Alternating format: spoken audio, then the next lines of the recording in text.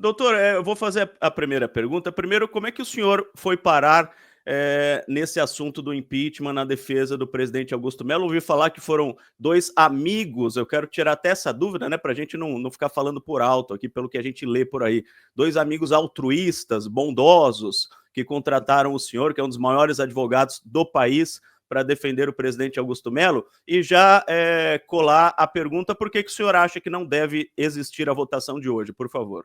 Não, na verdade, eu fui procurado, é um grupo, né, de pessoas que sustenta a tese de que o presidente Augusto não deveria ser afastado. E, particularmente, dois conselheiros, que são aqueles em nome dos quais já havia uma ação proposta, em que nós entramos como advogado, né? Esse grupo avalia como incorreta o afastamento do presidente Augusto. Eu analisei a causa e, evidentemente, eu não entraria em nenhuma causa se contrariasse os meus princípios, né? E realmente me parece que existe uma série de nulidades, de situações que são inaceitáveis nesse caso, né? Razão pela qual eu acho que, em primeiro lugar, faltam provas relativamente às acusações. Há um inquérito em curso, houve um relatório indiciando o presidente Augusto, eu li o inquérito, me parece muito frágil, que pese todo o respeito que eu tenho para a autoridade policial, o indiciamento, ele pode ser questionado, mas, além disso, o processo, a maneira com que está sendo processado esse afastamento do presidente Augusto é totalmente irregular. E acho isso muito triste, porque isto pode ensejar uma disputa judicial que pode se arrastar por anos, né? Eu acho que se a coisa fosse feita com comedimento, com respeito ao estatuto, eu acho que seria melhor, não só para o presidente Augusto, mas melhor para a comunidade corintiana, para esse importante clube de futebol que é o Corinthians Paulista. Mas, infelizmente, a coisa está sendo feita de uma forma assodada, talvez mais apaixonada do que com razão, e o direito está sendo atropelado. E aí, como advogado, eu me sinto muito à vontade para atuar numa causa como essa, porque eu sempre defendi o Estado de Direito. E, como tal, eu acho que sempre que ele é transgredido, em qualquer situação, nós não podemos concordar. Doutor, obrigado pela participação mais uma vez, é um prazer falar com o senhor, é o Ortega aqui, extremamente respeitado, né, na carreira política e dentro do direito. A gente fica muito agradecido pela tua presença e disponibilidade. Doutor, eu estava lendo um pouquinho aí, aqui a gente teve várias tentativas recentes de se anular ou de se novamente adiar a reunião de hoje à noite, até por outros conselheiros, uma recente da última sexta-feira, que foi negada, né, por uma juíza ali do Tatuapé, dizendo que o estatuto estava sendo cumprido. Então, assim, a minha curiosidade é qual a diferença dessas para a tentativa do senhor atual? Quais são as diferenças? O que tem a mais? O que o senhor traz a mais para a gente que nós não conhecemos ainda? Até porque as anteriores, repito, elas foram indeferidas, né? Então, assim, o que nos leva a crer que a dessa noite talvez não aconteça por algo novo? Qual é o fato novo que o senhor nos apresenta agora? Veja, é muito importante precisar, foi indeferido, mas não foi decidido, porque isso é em matéria liminar, né? Ou seja, esses processos que foram indeferidos, o juiz achou, ou a juíza ouve por bem, não dá a liminar, mas esse processo será julgado ainda. Vai ser julgado em primeira instância, em segunda instância, depois vai para Brasília.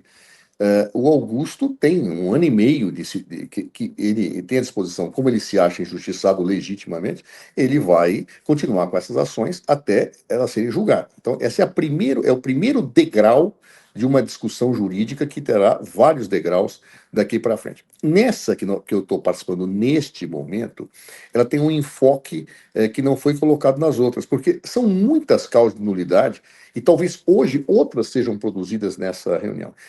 Aquelas que eu estou, nesse momento, enfrentando, basicamente são as seguintes. Primeiro, eu não posso ser julgado por nenhum órgão que eu não sei exatamente quem pode ser o juiz, falando sem juridiquês. Ou seja, para ser julgado, eu tenho que ter uma definição clara de quem tem condições de me julgar.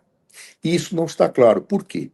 O Estatuto do Corinthians, ele prevê uma série de condições para que a pessoa, enquanto conselheiro, seja habilitada a votar no Conselho Deliberativo.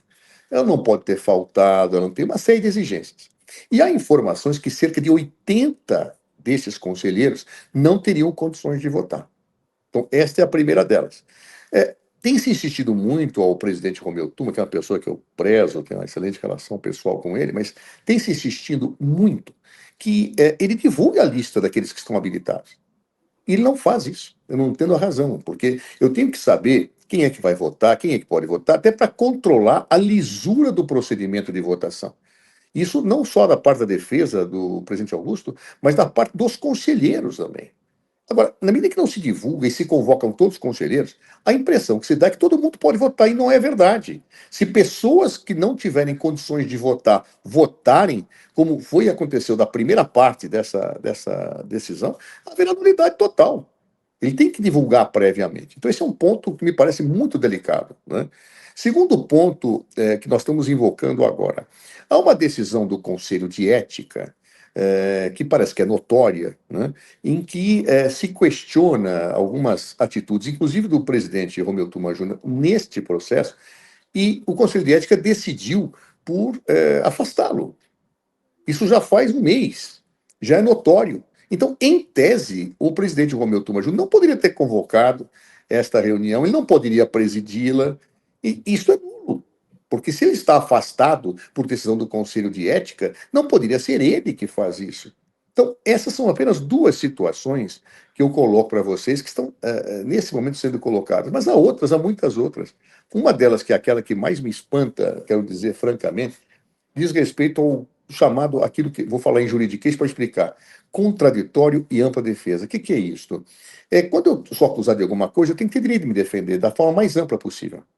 E o que significa a forma mais ampla possível? Significa eu poder provar a minha inocência. Não só falar que eu sou inocente, mas provar que eu sou inocente. Olha, está aqui a prova, está aqui isso, etc. E tal. Muito bem. O presidente, ele fez a sua defesa perante o Conselho de Ética, perfeito. Mas ele tem que fazer sua defesa perante o Conselho agora deliberativo. Porque eu tenho que fazer a defesa perante quem julga. Não dá para dizer, se já fez na outra, não precisa mais. Não, por favor. Eu vou dar direito à voz. Não, por favor. Não é assim. Defesa significa produção de prova. Então, quer dizer, o presidente tem direito a que as suas testemunhas sejam ouvidas, a que a sua defesa faça uma defesa por escrito técnica, que ele possa apresentar documentos e apresentar para quem vai julgar. Então, o que nós temos? Não sabemos quem vai julgar, quem pode julgar, quem preside o julgamento não tem, a nosso juízo, condições de direito de fazer, e não há direito de defesa. Então, essa é uma situação de uma nulidade total, e eu não entendo por que não se regulariza isso. Por que esse assodamento? Não dá para fazer um direito de defesa direitinho, definir quem vai julgar, quem é que vai presidir. Isso seria para a tranquilidade e para a segurança jurídica do próprio Corinthians.